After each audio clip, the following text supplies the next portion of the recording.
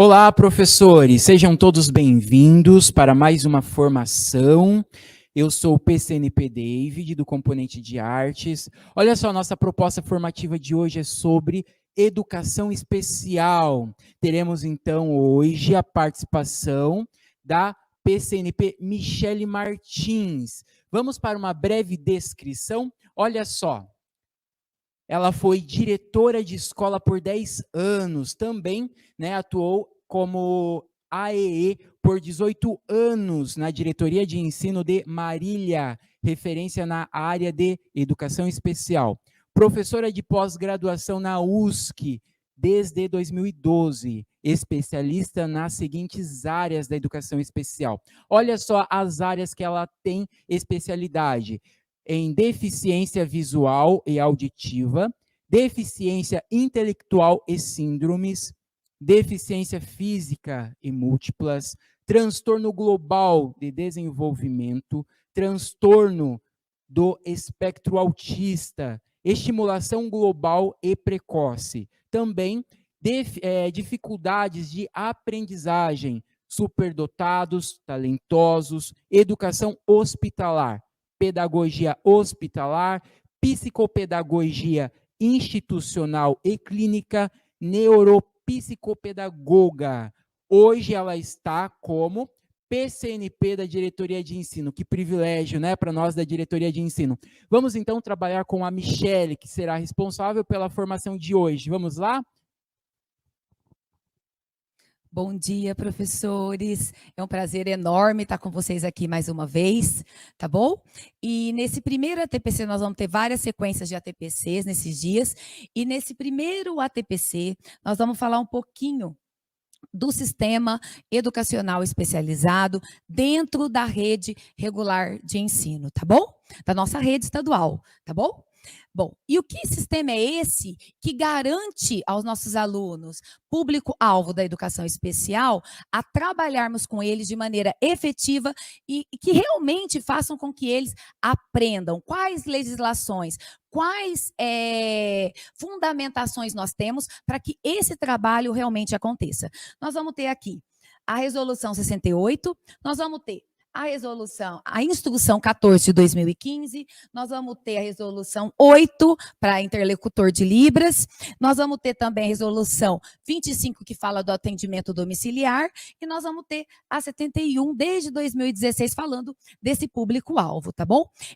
Todo esse sistema, ele cria condições de acesso para que essas crianças possam estar no ensino regular, devidamente matriculadas e assistidas como elas realmente merecem, tá bom?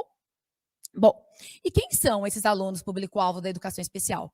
Nós vamos falar da deficiência visual e auditiva, nós vamos falar das altas habilidades de superdotação, do transtorno do espectro autista, nós vamos falar da deficiência física e múltiplas, tá bom? E a deficiência intelectual, são esses que a 68 de 2017, a resolução 68 de 2017, reconhece como público-alvo da educação especial. E aqui eu coloco uma frase para a gente refletir sobre o assunto. Se o lugar não permitir acesso a todas as pessoas, esse lugar é deficiente. Bom, o AEE, ele é organizado para suprir a necessidade de acesso, de conhecimento e a participação dos alunos que são público-alvo da educação especial. Então, aquele aluno que tem hiperatividade, que tem dislexia, que tem outros tipos de transtornos, não são público-alvo da educação especial. Nós atendemos em caráter pedagógico, não psicopedagógico, tá bom? E eu coloco aqui que esse AEE, que é o atendimento educacional especializado, ele deve ser ofertado a todos os estudantes público-alvo da educação especial, tá? Agora, o participar ou não é direito dos pais, tá? Para todos, nós vamos ver todos os atendimentos que o Estado oferece a esse público da educação especial, nós vamos observar que nós precisamos e necessitamos da anuência dos pais. O pai, ele diz se ele quer ou não aquele serviço especializado, tá bom? E no site da Diretoria de Ensino de Limeira, na página da Educação Especial, vocês encontram um documento chamado Termo de Consentimento, onde o pai assina se ele quer ou não o atendimento educacional especializado. E claro, quando ele não quer, porque é tão importante para o desenvolvimento do filho dele, nós queremos saber o porquê não. Esse pai deve justificar o porquê não que essa criança não participará do atendimento especializado em formato de sala de recursos, tá bom? Bom, os recursos disponíveis aos alunos que a resolução nos ampara são o AEE, que é as salas de recursos, tá? E os serviços itinerantes, o professor interlocutor de Libras para os surdos, atendimento em classe hospitalar, que é aqueles que estão em adoecimento a longo prazo, têm doenças crônicas, ficam internados muito tempo. Então, esses alunos, eles têm direito de serem assistidos, inclusive, nessas instituições hospitalares, tá bom? É feito um processo via diretoria de ensino, onde o hospital solicita, né, cria-se um processo, e o hospital solicita esse atendimento dentro da instituição hospitalar, tá bom? O atendimento domiciliar é aquele atendimento onde o aluno ele não tem como sair da casa dele, a casa dele é uma UTI, tá? Ele tem ali, dentro do quarto dele, a respiração mecânica, ele tem enfermeiro, ele tem técnico de enfermagem, ele tem alguém responsável por ele o tempo todo, porque esse aluno pode dar uma parada cardíaca, pode ter uma série de outras consequências, além do pedagógico, que foge da nossa governabilidade. Então, ele precisa ser assistido dentro da casa dele. Por isso, atendimento domiciliar. Ele fica acamado. Normalmente, esses alunos, eles têm uma síndrome degenerativa. Foram alunos nossos que corriam, que brincavam, e devido a essa deficiência ser degenerativa, eles foram perdendo o movimento e hoje encontram-se acamados e precisam que a escola chegue até eles, tá bom? Bom, e aí nós vamos ter o PAE, que hoje é tão importante, né? E nós temos em quase todas as nossas unidades escolares, tá? Esse PAE, hoje, com a resolução 2017, no artigo 13, ele tem uma função diferenciada. Ele pode, sim, entrar na sala de aula. Para quê? Não é para nenhuma atividade pedagógica, porque quem cuida do pedagógico é o professor. Mas ele entra para cuidar do material do aluno, para limpar a cialorreia desse aluno, para posicionar o aluno, tá? Para guardar a integridade física dele dentro da sala de aula, tá bom?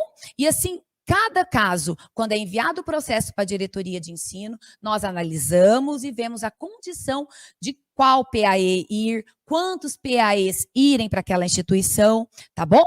Isso tudo é solicitado via processo aqui na diretoria de ensino, tá bom?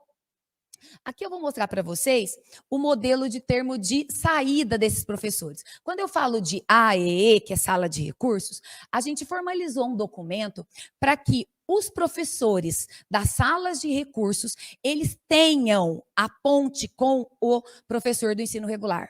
É muito importante que isso aconteça. Não existe sala de recursos sem ensino regular.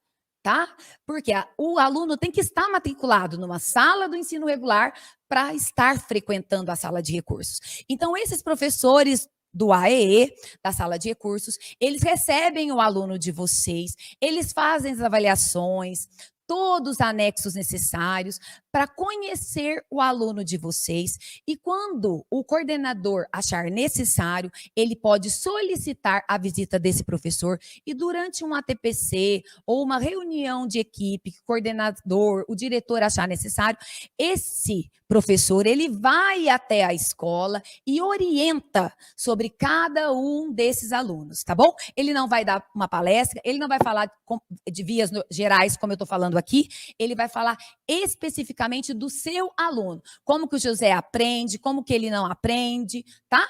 E aí, a direção da escola, a coordenação da escola pode solicitar. Por isso, eu fiz um termo de acompanhamento e um termo de entrada e saída desse professor, formalizando a saída desse professor da escola A para ir para a escola B atender os professores. E aí, quando ele chega na escola, ele conversa com vocês e explica como esses alunos aprendem. Por isso é tão importante, na hora da matrícula, ser ofertado a esses alunos a sala de recursos, tá bom? Porque aí nós vamos ter mais esse recurso para orientar os nossos professores do ensino regular. Bom, aqui é a autorização que eu falei para vocês, que é quando eles saem da sala de recurso, eles têm uma autorização assinada pelo diretor da escola, que autoriza esse professor a sair da escola vamos supor, do Eli, a sair do Eli e ir lá no Paineiras, tá bom? Então, o diretor sabe aonde ele vai, qual o horário que ele permanecerá lá, qual o horário que ele vai sair da escola, ele vai acompanhar qual aluno. Então, é tudo bem formalizado e realmente acontece de maneira eficiente, tá bom? Tá. Esse aqui é o relatório, tá? Que eles preenchem na hora que eles estão na escola com vocês, junto com vocês, as orientações que eles fizeram, tá? E tudo isso é junto com os professores do ensino regular. Então, quais orientações eles deram, o que eles falaram sobre o José, como o José aprendeu, ou como o José tem apresentado nas avaliações que eles estão fazendo em relação a esse aluno, tá bom? Isso a gente formaliza em um relatório. Tá bom? E esse relatório fica tanto para a escola, uma cópia, como volta com o professor da sala de recursos e uma cópia no prontuário do aluno. Bom, quando eu falo de profissional de atendimento escolar, eu estou falando do antigo cuidador. Houve o TAC, que igual eu falei para vocês, que é o artigo 13 da resolução de 2017, que ele fala dessas outras funções, tá? Do PAE. Que é a questão que eu disse no slide anterior, de guardar esse aluno, cuidar, né? Estar junto desse aluno o tempo todo, para que nada de ruim mesmo aconteça, porque eles não têm, tem muitos alunos que não possuem filtro. Então, se ele achar que ele tem que fazer determinada coisa, ele vai fazer. Tá? Então, para que nada aconteça com esse aluno, a gente acaba designando um PAE para estar na escola em cada período, para estar guardando esses alunos. Tem até alguns que já estão em caráter exclusivo, tá? Que é os casos mais graves que estão na nossa rede, tá bom? Bom, uma coisa que eu queria destacar, todo o material que o aluno precisa dentro do ensino regular, o aluno que é assistido pelo PAE, é comprado pela empresa que ganhou a licitação do Estado. Nós temos 3 empresas que nos atendem aqui em Limeira. Nós temos a RNC, nós temos a Accurate e nós temos a SEG, tá? A RNC, a Accurate e a SEG. São as 3 empresas. Todas as empresas, elas têm que fornecer, tá, esses materiais. Tudo isso, Michele, não, é individual. É de acordo com o que o diretor, com o que o coordenador acha que precisa para aquele aluno ser bem assistido. Então, não precisa a escola providenciar o material, fralda, descartável e tudo mais, para esse aluno ser bem assistido dentro do ensino regular, tá? E outra coisa, elas ganham, vou colocar essa questão, porque teve algumas escolas que perguntaram para mim, nossa, mas o aluno tal não está indo na escola, e aí o PAE não vai. Não, ele tem que ir mesmo na ausência do aluno. Se acontecer de licença médica, então vai ter uma licença maior, ou ele fez uma cirurgia, aí esse PAE vai ser realocado para outra escola. E a hora que esse menino retornar para a escola, o PAE retorna junto, tá bom? Então, assim como nós, eles ganham dias corridos, independente se os alunos vão ou não à escola, tá bom? Bom, vamos falar de adaptação curricular? Quando a gente fala de adaptação curricular, a gente pensa em tantas coisas, mas eu convido vocês a dar uma olhadinha nesse vídeo lindo, que fala um pouquinho da diferença, tá?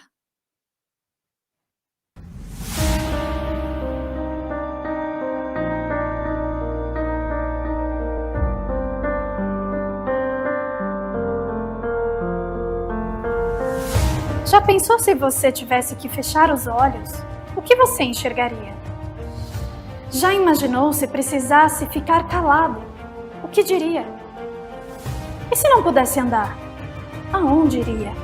Existe em cada um de nós uma força chamada amor, capaz de nos fazer enxergar, falar, nos levar aonde sonhamos ir. basta querer, basta escolher. Somos únicos, cada um de nós, e como tal, dotados de nossas particularidades, limitações, dons, necessidades, sonhos, medos. Somos iguais, você, eu, diferentemente iguais. Sem bullying, sem preconceito, sem racismo, sem essas coisas. Todo mundo tem que entender que todo mundo é igual, ninguém é diferente, nunca vai ser. Choramos e também damos boas risadas.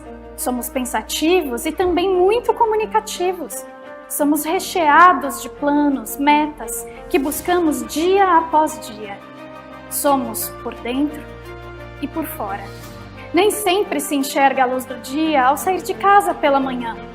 Mas o vento que toca seu rosto e brinca com seus cabelos, é incrível.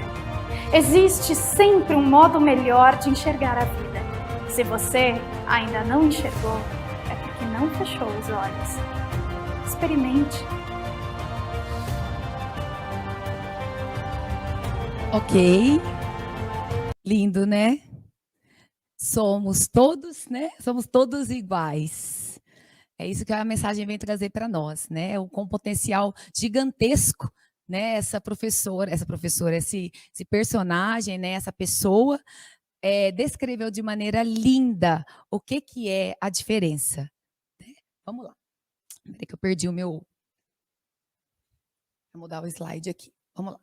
Bom, então quando eu falo de adaptação curricular, partindo do pressuposto do que a gente viu agora, nós vamos trabalhar não com a diferença em si, e sim com a potencialidade desse meu aluno, tá bom? Porque o que ele não sabe, todo mundo sabe, todo mundo tem acesso, mas e o que ele consegue? Quem que pode descrever? Quem sabe o que ele consegue? Isso o laudo não traz. Então, nós precisamos descobrir. Então, quando a gente pensa em adaptação curricular, esse é o primeiro olhar que eu devo ter, tá? Eu penso no meu aluno com deficiência. Depois eu penso na deficiência que ele tem, tá? Se ele vai conseguir desenvolver a determinada atividade, se ele consegue segurar um lápis, se ele não consegue segurar um lápis, se aquela atividade tá pequena para ele ou grande demais. Isso tudo eu preciso olhar, ver o aluno público-alvo da educação especial, ou seja, o deficiente em si, para ver o que ele precisa. E um é diferente do outro. Eu posso ter 2 autistas na mesma sala. Um tem uma necessidade e o outro tem outra, tá? Nós somos individuais. E aí, quando eu olho para esse aluno, né, eu tenho esse olhar de professor, olhar para esse aluno como um todo, eu penso numa possibilidade de intervenção para ele, tá? Por quê? As adaptações são individuais. Por isso que não existe nenhum material que é in loco, que é apostilado, tá bom? Todas as pessoas são importantes. Aí eu pergunto para vocês, quem é responsável pelo aluno público-alvo da educação especial? Todos os envolvidos na escola.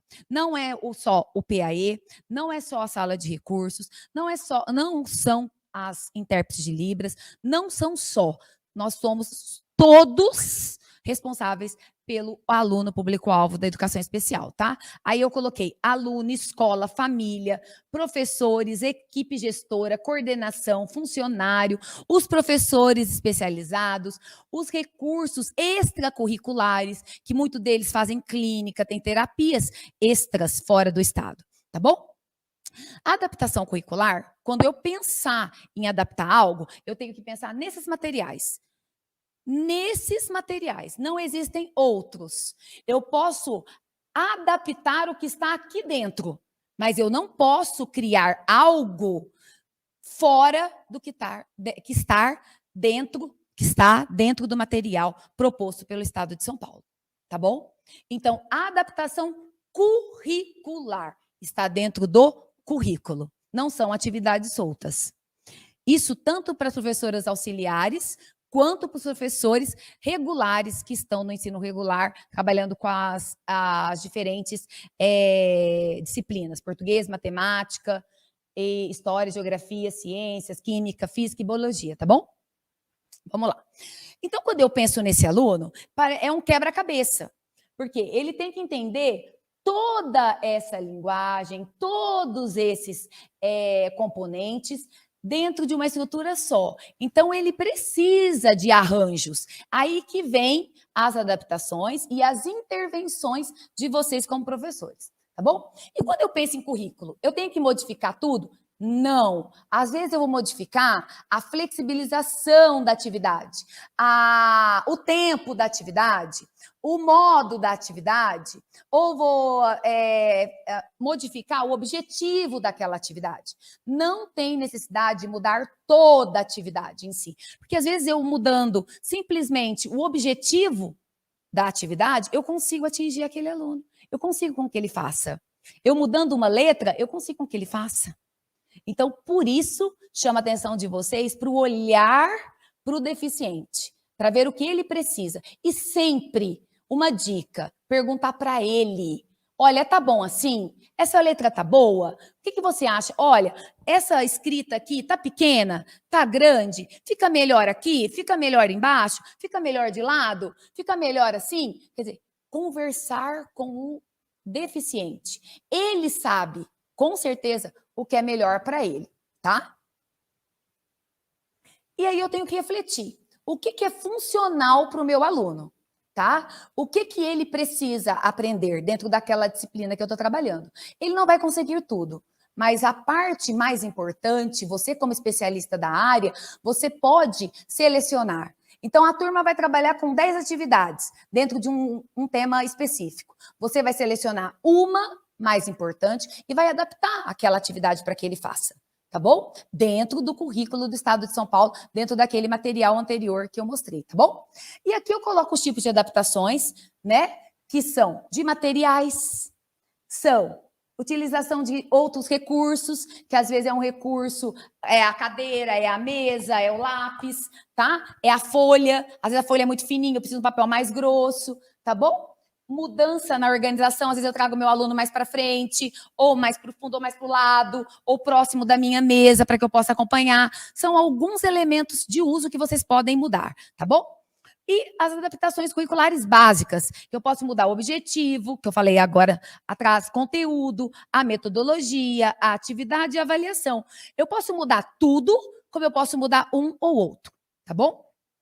Bom, aí eu trouxe 2 quadros que mostram o que é a adaptação curricular, que ela exige planejamento e critérios antes de ser realizada. Não tem como eu chegar na sala de aula e falar, abre a página 13 e todo mundo vai abrir. Ele não vai abrir.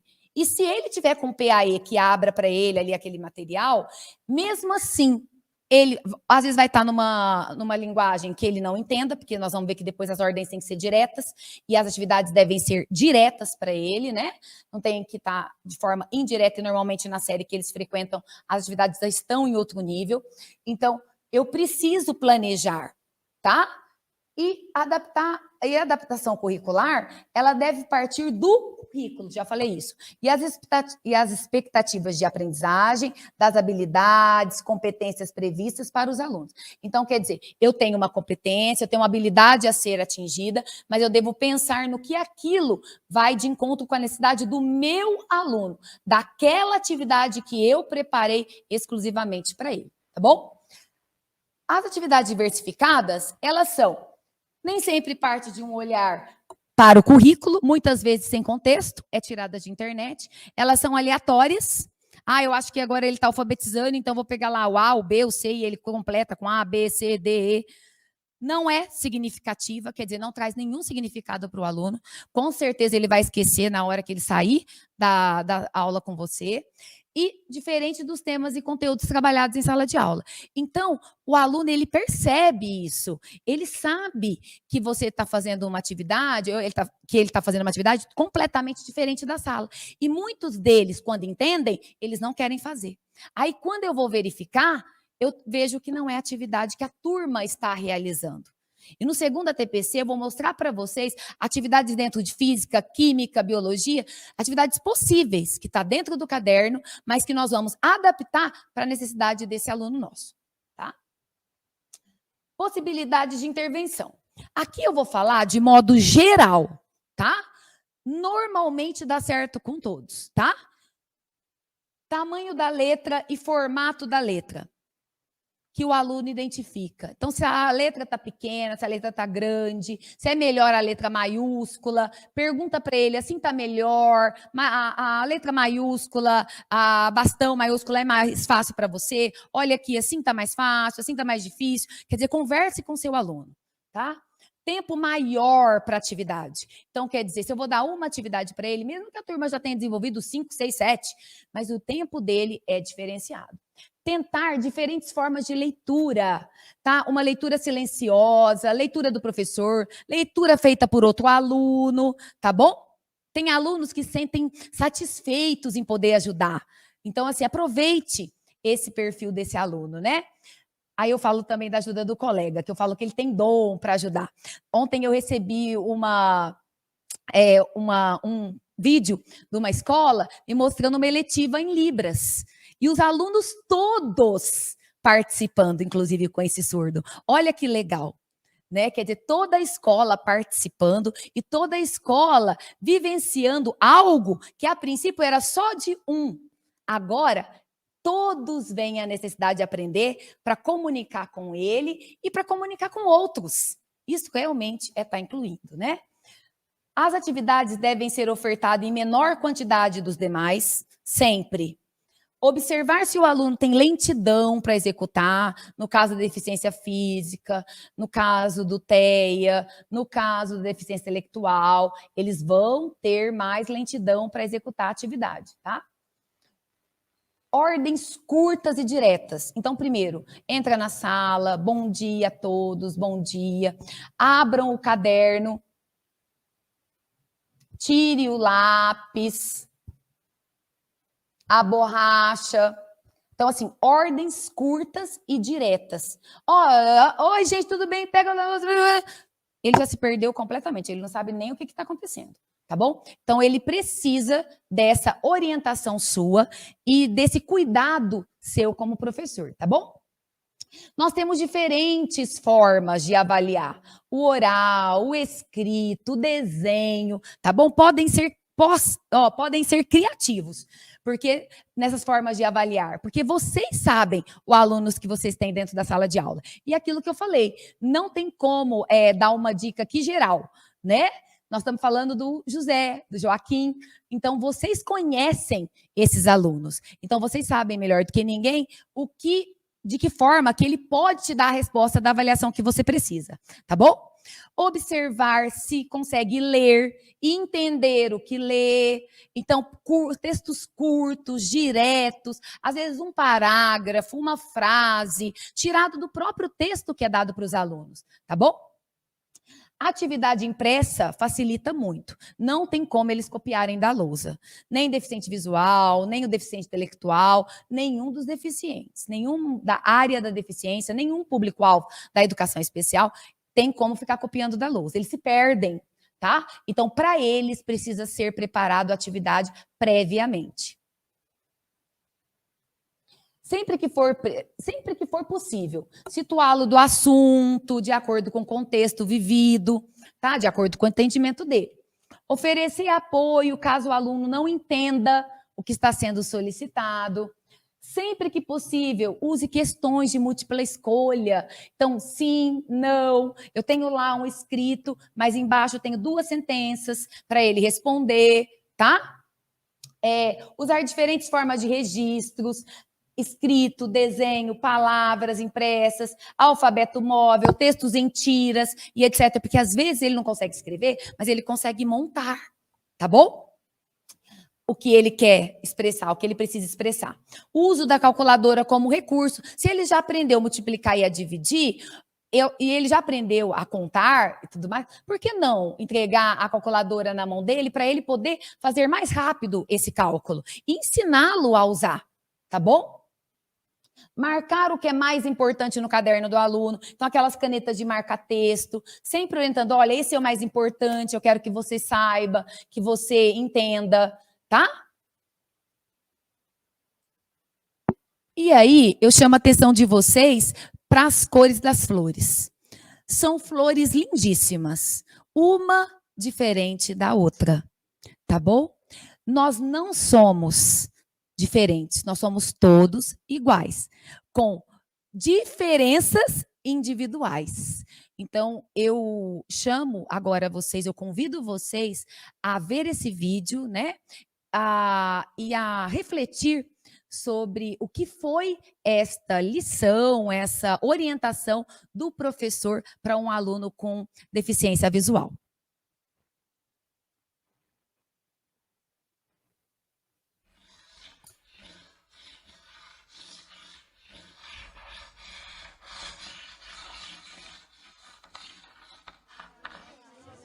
Bien, chicos, silencio ya. Para mañana quiero que me escribáis una redacción de la longitud que queráis, pero el tema tiene que ser el siguiente: los colores de las flores. Okay, now close your books, pick your things and line up.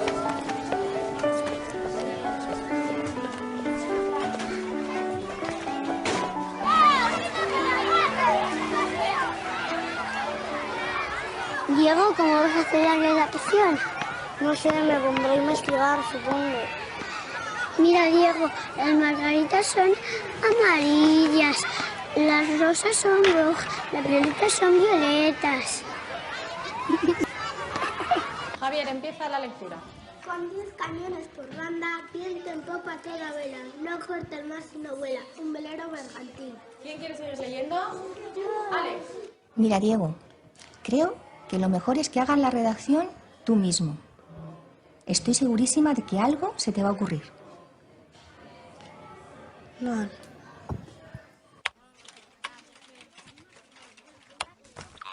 Buscar como objeto. El color es una percepción visual que se genera en el cerebro al interpretar las señales nerviosas que le envían los fotorreceptores de la retina. ¿Fotorreceptor?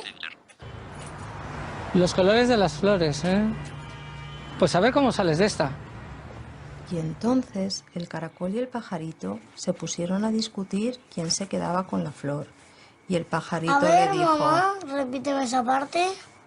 El caracol y el pajarito se pusieron a discutir quién se quedaba con la flor.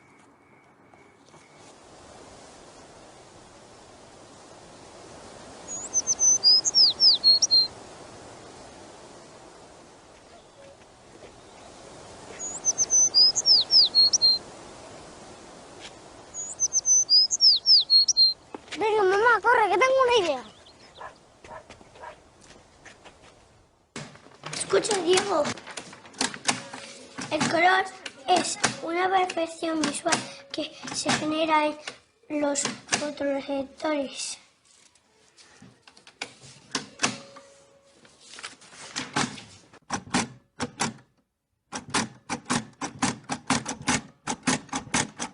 Las amarillas son las margaritas, que tienen un tallo muy largo. Mi hermana la usa para jugar. Al me quiere, no me quiere. Mi madre dice que no las arranquemos, porque son difíciles de encontrar. Muy bien, Javi, quizá un poquito larga. Bien, ¿quién quiere salir ahora a leer la suya? Diego, ¿te animas tú? Venga.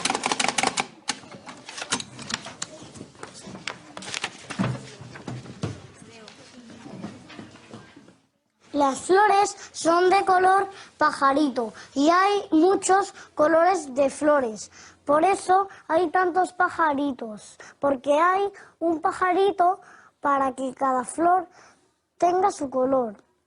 También hay flores color abeja o color vaquita del campo. En el campo de...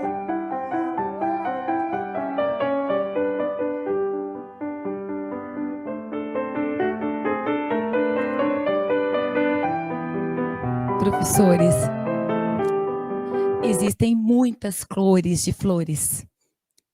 Por isso, existem muitos passarinhos.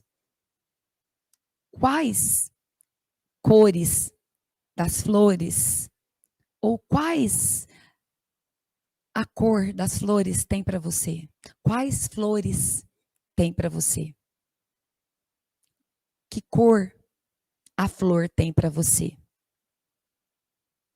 Assim eu termino o primeiro ATPC Nós vamos para o segundo ATPC na próxima semana e nós vamos desenrolando o tema como um todo da educação especial. Espero ter contribuído um pouquinho para a formação de vocês e estou aqui na diretoria de ensino à disposição também para o que vocês precisarem, tá?